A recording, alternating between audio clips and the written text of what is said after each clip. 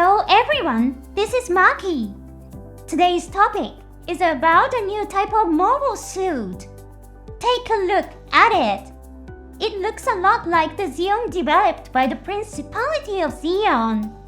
However, this version of the Zeong may actually be a completely different type of weapon. Let's take some time today to analyze this new Zeong. Just a quick announcement.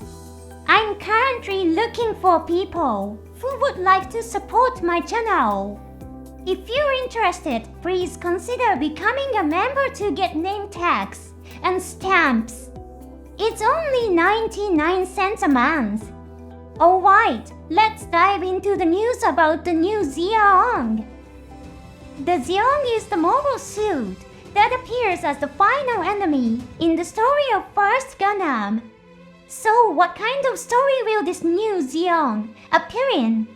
At an event in Osaka, Japan, there is an exhibition with the theme of a simulated experience of the Universal Century. It seems that this new Zeong will be featured as part of this experience. Let's take a look at the story that was revealed. In the year 2150 AD, you visit an island in Osaka, Japan called Yumeshima. You join a tour to visit the giant space station, Star-Jo. Guided by the robotic assistant Haro, you board an orbital elevator. Your journey begins as you aim for an altitude of 36,000 kilometers above the Earth. On Star-Jo, which orbits in Jin-san Aerospace, various mobile suits are actively working to explore even further reaches of space. However, a sudden incident occurs. Something goes wrong with the space debris cleanup. Now, according to the official lore, the Universal Century began in 2045 AD. But this setting was introduced in G-Savior. The calendar reform ceremony shown in Gundam Unicorn did not mention the specific year in ad. G-Savior is officially part of the franchise, but there's a possibility that the setting may have been changed. For now, let's assume that the Universal Century officially began in 2045 ad. If the year 2150 ad is used, it suggests that this story follows a different timeline than the original Universal Century. In the original Universal Century, a powerful organization called the Earth Federation Government was established, and to avoid human extinction due to environmental collapse, people were forcibly relocated into space. Some of those who live in space feel that the privileged elite on Earth are simply throwing out the lower classes by sending them into space. But if there is a space station tour in 2150 AD, then perhaps this is a what-if future, where Earth's environmental problems have been peacefully resolved. It seems to be a time when mobile suits are used as a new kind of clothing for humanity in space exploration, rather than as weapons in a devastating war. And here he is, the new Zeong makes his appearance. He only appears briefly at the end of the promotional video. The story seems to revolve around some kind of trouble that the characters have to overcome. His multiple arms attached to his back give him a similar look to the new Zeong. Interestingly, this new Zeong comes with a setting that's quite different from the Zeong in First Gundam. First of all, it's described as unmanned and autonomously controlled, and it's classified as a mobile armor. The original Zeong had the model number MSX-16. But this one is labeled as MSNX-17. Actually, there's also a prototype number for the original Zeong MSN-2. And MSN-1 was used for the Psycho-Move system test type Zoku. This new Zeong inherits elements from both model lines. Its total height is 18.5 meters. The original Zeong was 17.3 meters. Its basic weight is 151.2 tons. Surprisingly, that's exactly the same as the original Zeong.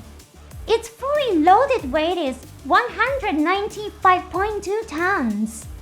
The original Zeong weighed 231.9 tons.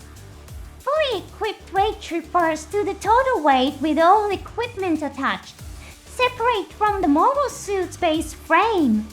For mobile suits, this includes all armaments and attachments. This new Zeong is impressively light when fully equipped. Even though it has multiple arms mounted on its back, the fact that it weighs less could mean that it uses a new type of material. Its thrust is 224,400 kilograms. The original Zeong had 187,000 kilograms.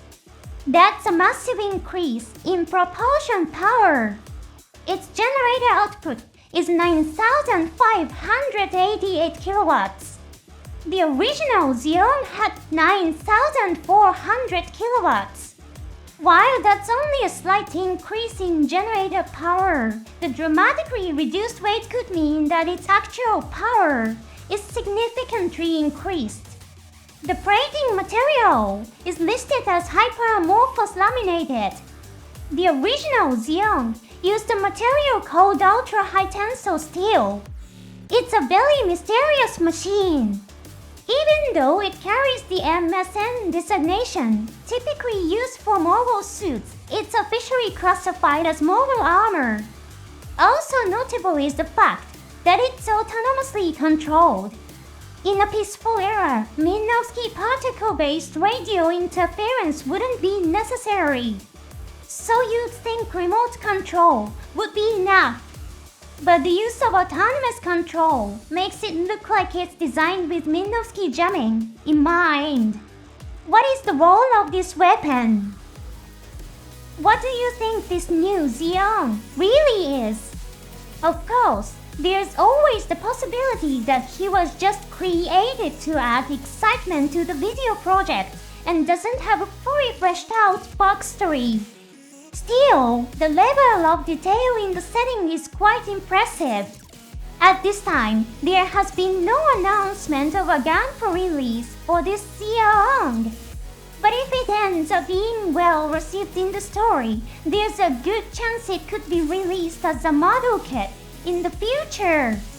The Gundam Pavilion is being held as part of the World Expo in Osaka, Japan.